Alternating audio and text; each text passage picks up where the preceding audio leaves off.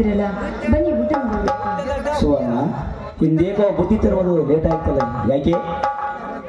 ದಾರಿಯಲ್ಲಿ ನಡೆದ ಘಟನೆಯನ್ನ ನನ್ನ ಪತಿದೇವರಿಗೆ ಹೇಳ.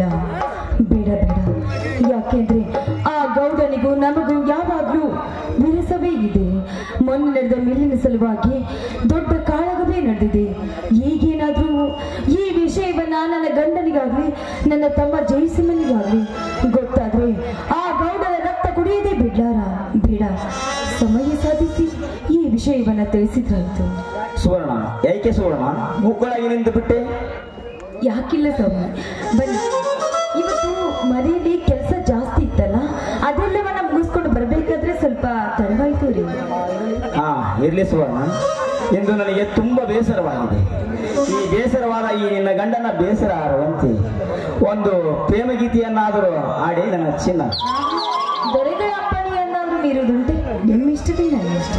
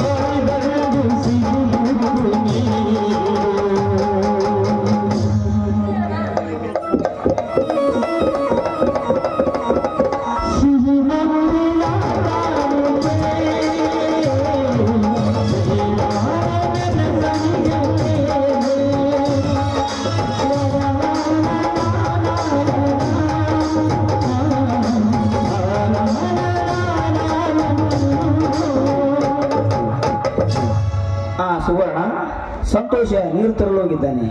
ಆ ಬೇವಿನ ಮರದ ಕೆಳಗೆ ಕುಳಿತುಕೊಳ್ಳೋಣ ನಡಿ. ನಾನು ಬುತ್ತಿ ಕಟ್ಕೊಂಡು ಬಂದಿದ್ದೆ, ಆದ್ರೆ ದಾರಿಯಲ್ಲಿ ಬರ್ಬೇಕಾದ್ರೆ ನಮ್ಮೂರಿನ ಗೂಳಿಯೊಂದು ನನ್ನನ್ನ ಬೆನ್ನಟ್ಟೆ ಬಂದಿತ್ತು. ಹಾಗಾಗಿ ಅಲ್ಲಿಂದ ತಪ್ಪಿಸ್ಕೊಂಡು ಬರೋಷ್ಟರಲ್ಲಿ ಬುತ್ತಿ ಎಲ್ಲ ಮಣ್ಣುಪಾಲಾಗಿ ಹೋಯ್ತು ಸ್ವಾಮಿ. ನೋಡಿಕೊಂಡು ಬರಬಾರದಂತೆ. ಇರಲಿ ನೋಡಿ, ಮನೆಗೆ ಹೋಗಿ ಊಟ ಮಾಡಿಕೊಂಡು ಬಂದರಾಯಿತು.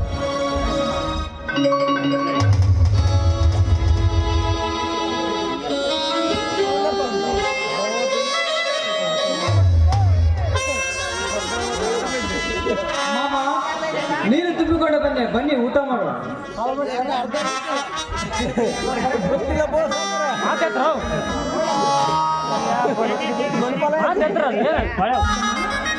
ಜಯಸಿಂಹ, ನಾನು ಬುತ್ತಿ ಕಟ್ಕೊಂಡು ಬಂದಿಲ್ಲಪ್ಪ. ಬಾ, ಮನೆಗೆ ಹೋಗಿ ಎಲ್ಲ ಸರಿ ಊಟ ಮಾಡುವ. ಬುತ್ತಿಯ ಗಂಟು ಇಲ್ಲೇ ಇರುವಾಗ ಯಾಕಕ್ಕ ತಮಾಷೆ ಮಾಡುವೆ? ನನ್ನ ಹೊಟ್ಟೆ ತುಂಬಾ ಹಸಿದಿದೆ, ಬನ್ನಿ ಊಟ ಮಾಡೋಣ. ಜಯಸಿಂಹ, ನಿಮ್ಮಕ್ಕ ಬುದ್ಧಿ ಜಯಸಿಂಹ, ನಿಮ್ಮಕ್ಕ ಬುದ್ಧಿ ತರುವಾಗ ನಮ್ಮೂರಿನ ಗೂಳಿ ಒಂದು ಅಟ್ಟಿಸಿಕೊಂಡು ಬಂದಿತ್ತಂತೆ. ಅದರಿಂದ ತಪ್ಪಿಸಿಕೊಂಡು ಬರುವಾಗ ಬುದ್ಧಿ ಎಲ್ಲವೂ ಕೆಡಿಕೊಂಡು ಬಂದಿದ್ದಾಳೆ. ಸುಳ್ಳು ಮಾಮ, ಸುಳ್ಳು. ನನ್ನನ್ನು ಸಮಾಧಾನ ಪಡಿಸಲು ನೀವಿಬ್ಬರು ಈ ರೀತಿ ಸುಳ್ಳು ಹೇಳ್ತಾ ಇದ್ದೀರಾ. ಅಕ್ಕ ದಾರಿಯಲ್ಲಿ ಬರುವಾಗ ಏನೇ ಕೆಟ್ಟ ಘಟನೆ ನಡೆದಿರಬೇಕು, ಅದನ್ನು ನೀವು ನನ್ನಿಂದ ಮುಚ್ಚಿಡ್ತಾ ಇದ್ದೀರಾ. ಜಯಸಿಂಹ, ಏನು ಮಾತನಾಡುತ್ತಿರುವೆ? ಹೌದು ಮಾಮ, ಹೌದು. ನಮ್ಮೂರಿನ ಗೂಳಿಯನ್ನು ಒಂದು ವಾರ ಸಲ ಹಚ್ಚಿ ಮಾಡಿದ್ದಾರೆ. ಅಂತದ್ರಲ್ಲಿ ಗೂಳಿ ಹಟ್ಟಿಸಿಕೊಂಡಿದ್ರೆ ಹೇಗೆ ನಂಬಲಿ ಮಾವ, ಹೇಗೆ ನಂಬಲಿ? ಇದೇನು ಸುವರ್ಣ? ಜಯಸಿಂಹ ಹೇಳುವ ಮಾತು ನಿಜವೆನಿಸುತ್ತದೆ. ಏನಾಯ್ತೆಂದು ಹೇಳು ಸುವರ್ಣ, ಹೇಳು. ಅಕ್ಕ, ಇದೇ ಸಂಗತಿ ನೀನು ನನಗೆ ಹೇಳಿದರೆ ನಿನ್ನ ತಮ್ಮನ ಮೇಲೆ ಹಾಳಾಗಿದೆ. ಸಂಕೋಚವಿಲ್ಲದೆ ಹೇಳು ಸುವರ್ಣ, ಹೇಳು. ಯಾವ ಬಾಯಿಂದ ಹೇಳಿದ್ದಮ್ಮ, ಯಾವ ಬಾಯಿಂದ ಹೇಳಿ? ದಾರಿಯಲ್ಲಿ ನಡೆದ ಘಟನೆಯನ್ನ ಹೇಗೆ ಹೇಳಪ್ಪ? ನಾನು ದಾರಿಯಲ್ಲಿ ನಡೆದುಕೊಂಡು ಬರ್ಬೇಕಾದ್ರೆ ಒಬ್ಬ ಕಾಮುಕ ನನ್ನ ಶೀಲವನ್ನ ಹಾಳು ಮಾಡ್ಲಿಕ್ಕೆ ಬಂದಿದ್ದಪ್ಪ. ಶೀಲವನ್ನ ಹಾಳು ಮಾಡ್ಲಿಕ್ಕೆ ಬಂದಿದ್ದ. ಇದನ್ನೇನು ಹೇಳಿದಕ್ಕ? ನನ್ನ ರೋಮ ರೋಮದಲ್ಲಿ ರಕ್ತ ಕುದಿದ್ರೆ ಯಾಕೆ ಜೋಲೆ ಮಾತನ್ನು ಹೆಂಟು ಆನೆ ಬಲವರ ಈ ನಿನ್ನ ತಾಯಿ ಜಯಸಿಂಹ ಜೀವಂತ ಇರುವುದು.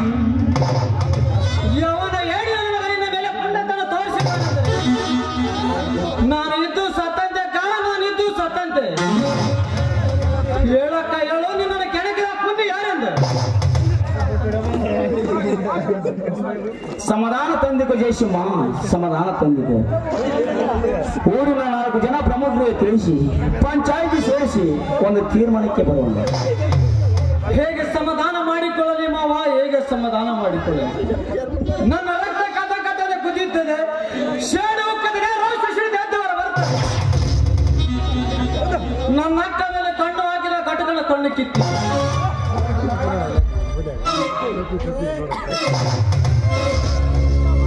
ಅವನ ನನ್ನ ನಾಡಿಗಳ ಕತ್ತರಿಸಿದಾಗಲೇ ನನ್ನ ಆತ್ಮಕ್ಕೆ ಶಾಂತಿ.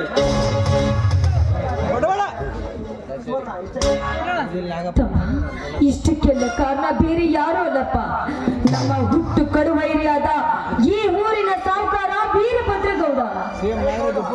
ಲೇ ಗೌಡ, ಹೆಂಗೆ ನಮಗೆ ಸೇರಬೇಕಾದ ಆಯಮಿಲ್ಲನ್ನು ಕಳ್ಳ ಸಹಿ ಹಾಕಿಸಿಕೊಂಡು ಅನ್ಯಾಯವಾಗಿ ನಮ್ಮ ಆಯಮಿಲ್ ಹೆಸರಿ ಮಾಡಿಕೊಂಡಾಗಲೇ ನನ್ನ ಸಿರ ಕಡಿದು ನಮ್ಮ ಆಯಮಿಲ್ ಬರೆಯಲ್ಪಡ್ತಿದ್ದೆ. ಅಂದು ನನ್ನ ಮಾವನ ಮಾತಿಗೆ ಬೆಲೆ ಕೊಟ್ಟು ಸುಮ್ಮನೆ ಬಿಟ್ಟಿದ್ದೆ. ಈಗ ನನ್ನ ಅಕ್ಕಳ ಮೇಲೆ ಕಣ್ಣು ಹಾಕಿ ನಿನ್ನ ಸಾವಿರ ಕೊಂಡಿಗೆ ನೀನೇ ತೋಡಿಕೊಂಡು ಬಿಟ್ಟರು. ನಿನ್ನ ಮುಂದೆ ನಿನ್ನ ಪಾತಾಳದ ಅಡಿಗೆ ಕುಳಿತಿದ್ದರು. ನಿನ್ನನ್ನು ಹೊರ ತೆಗೆದು ಹೊಂಡ ಕಡೆಯಿಂದ ಬಿಡಲಾರೆ. ಜಯಸಿಂಹ, ಅದೆಲ್ಲವೂ ನಾನು ವಿಚಾರಿಸ್ತೇನೆ, ನೀನು ಸ್ವಲ್ಪ ಸುಮ್ಮನಿರು. ನೀನು ವಿಚಾರ ಮಾಡುವುದು ಬೇಡ ಮಾಮ, ನಾನು ವಿಚಾರಿಸ್ತೇನೆ. ಅಕ್ಕ, ನಿನ್ನ ಮೇಲೆ ಕಟ್ಟ ಕಣ್ಣಿಟ್ಟಲ್ಲ ಕಣ್ಣು ಕಿತ್ತಿ ಕೈ ಮಾಡಿದ ಕೈ ಕತ್ತರಿಸಿ ಸೂಳೆಂದ ಬೇಡ ಸೂಳೆ ಮಾಡ ಗೌಡ ಮುಂದೆ ಕಡಿದು ನಿನ್ನ ಪಾದಕ್ಕೆ ಆರೋಪಿಸಿದರೆ ನನ್ನ ಹೆಸರು ಜಯಸಿಂಹನಲ್ಲ. ಆದದ್ದ ವಿಷಯವನ್ನ ಇಲ್ಲಿಗೆ ಮರ್ತು ಬಿಡಪ್ಪ, ಮರ್ತು ಬಿಡು. ಅಂತ ಹೇಳಿದನದ ಮಾತಾಡ ಕಾಯಿ ನಿನ್ನ ತಮ್ಮನಿಗೆ ಇದನ್ನು ಇಲ್ಲಿಗೆ ಸುಮ್ಮನೆ ಬಿಟ್ಟರೆ ನಾನಾ ಗೌಡ ಬಂದು ನಿನ್ನನ್ನು ಒತ್ತುಕೊಂಡು ಹೋಗುತ್ತಾನೆ. ಅವಾಗ ನಾನು ಕೈಲಾಗದ ಸಂಡನಂತೆ ಕೈ ಕಟ್ಟಿಕೊಂಡು ನಿಲ್ಲಬೇಕೆ? ಅದು ಎಂದಿಗೆ ಜಯಸಿಂಹನ ಜೀವಮಾನದಲ್ಲಿ ಇಲ್ಲ. ಲೇ ಮಗನ ಗೌಡ, ಈಗ ಬರ್ತಿದ್ದೇನೆ. ನಿನ್ನ ರೊಂಡ ಕಡಿದು ನಮ್ಮ ಆಯ್ದ ಬುಟ್ಟಿ ಕೆಟ್ಟೆ. ನಿಲ್ಲು ಜಯಸಿಂಹ, ನಿಲ್ಲು. ನಾನೇ ಆ ಗೌಡನಿಗೆ ತಿದ್ದಿ ಬುದ್ಧಿ ಹೇಳುತ್ತೇನೆ. ನೀನು ಸ್ವಲ್ಪ ಸಮಾಧಾನ ತಂದಿಕೋ. ತಿದ್ದಿ ಬುದ್ಧಿ ಹೇಳಿದೇನು ದ್ವಾಪರ ಈಗಲ್ಲಮ್ಮವ, ಇದು ಕಲಿಯುಗ. ತಿದ್ದಿ ಬುದ್ಧಿ ಹೇಳೋಕ್ಕಿಂತ ಒಂದು ಬುದ್ಧಿ ಕಲಿಸರೆ ಗೌಡನ ಬಂಡ ಶ್ರೀಮಂತರು. ಆ ಗೌಡನ ಶೇಡು ನಮ್ಮ ಮೇಲೆ ಇದ್ದರೆ ಅವನು ನಮ್ಮನ್ನು ಕಡಿದ ಎಡೆಗೆ ತುಂಬಿದರೂ ನನಗೆ ಸಂತೋಷವಿತ್ತು. ಆದರೆ ಹಿಂದ ಗೌಡನ ನನ್ನ ಶೀಲಕ್ಕೆ ಕೈ ಹಚ್ಚಿದ್ದಾನೆಂದರೆ ಆ ಗೌಡ ಬಂದು ಇಲ್ಲಿ ಜಯಸಿಂಹನಿರಬೇಕು. ನೋಡಿ ಜಯಸಿಂಹ, ಆ ಗೌಡನೊಬ್ಬ ಹೆಣ್ಣು ಹುಲಿಗಳಲ್ಲಿ ಗಂಡು ಹುಲಿದಂತೆ. ಅವನನ್ನು ಎದುರಿಸೋದು ಅಷ್ಟೊಂದು ಸುಲಭದ ಮಾತಲ್ಲ.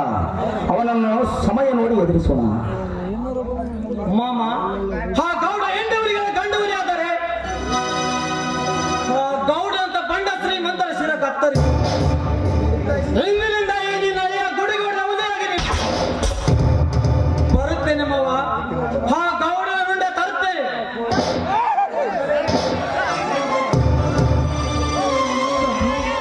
ಮೊದಲೇ ಮುಂಗೋಪಿ ನನ್ನ ತಮ್ಮ ಜಯಸಿಂಹ ಎಲ್ಲಿ ಅನಾಹುತಕ್ಕೆ ಗುರಿಯಾಗ್ತೇನೆ ಎನ್ನುವ ಭಯ ಹುಟ್ಟಿದ್ದೀರಿ. ಮಿಂಚಿ ಹೋದ ಮಾತಿಗೆ ಚಿಪ್ಪಿಸಿ ಪಡೆದು ಆ ದೇವರ ಅನುಗ್ರಹ ಹೇಗೆ ಆಗೋ ಇರ್ತದೆಯೋ ಹಾಗೆ ಆಗಲಿ. ನಡೆಸುವಲ್ಲ ಮನೆಗೆ ಹೋಗೋಣ. ಬನ್ನಿ.